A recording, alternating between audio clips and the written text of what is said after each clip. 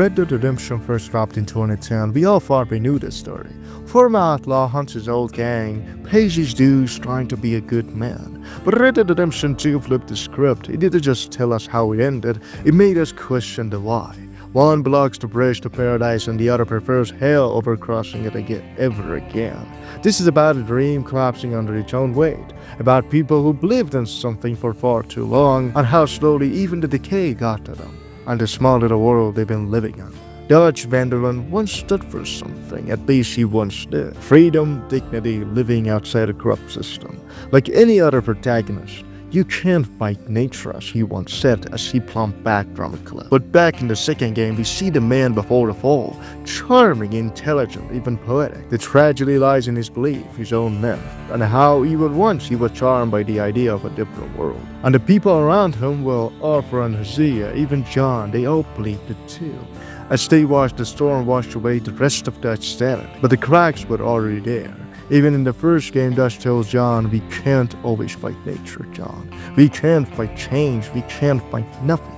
His confession, well, it made it all click together, as he knew the dream was long dead before anyone else. The Saint Denis bank job was a moment of clarity, not only for the game, but as for the mess of a world they've been living. Dutch lost to see it that day. His conscience, his compass, and most of all his friend, and how his best of plans could never save people from dying. After that, there was no one left to say no but Arthur. As for Dutch, he had stopped listening to Arthur long ago. There was no point in repeating any words. Meanwhile, Micah Bell whispered poison in his ear. Dutch mistook loyalty for obedience, taking the ball as not for a family but as for a crew, letting the rat decide what's best for him and his authority. He thought he was evolving, crushing his enemies, slowly walking the bridge to a new life, and unfortunately, in fact, he was deteriorating. There was nothing left of him. You see the result as for John Coroner's Dutch. There is no fight left, only a ghost of a man who once led with vision, not rambling about survival and chaos, remembering events and moments where he was always meant to simply fight back than to ever surrender. John Marston was never meant to lead, he was meant to survive, for him to break the cycle of a dead and long forgotten. Arthur protected him, Dutch doubted him, but in the end John was the last man standing, literally facing the bullets as he did. In the first game, he hunts his old friends, his gang members, one by one.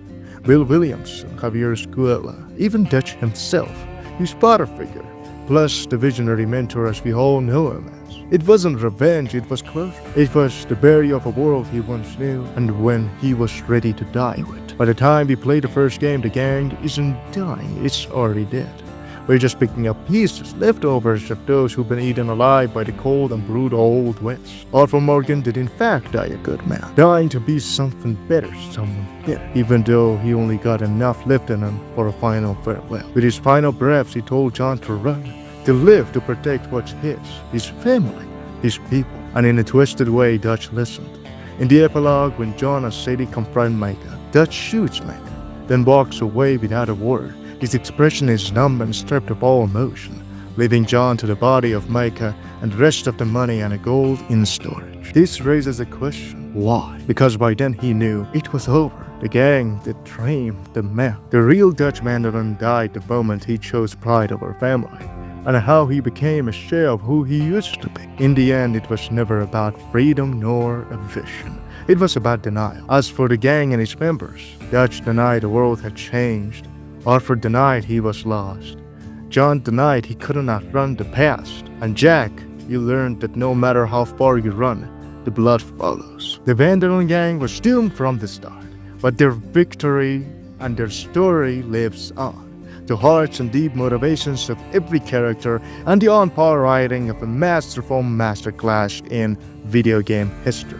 Red Dead Redemption is the perfect tragedy of the Old West. If this video made you feel something, drop a like, hit subscribe, and let me know in the comments who do you think was really responsible for the downfall of the gang. And so guys, it was my pleasure. Until the next video, see you.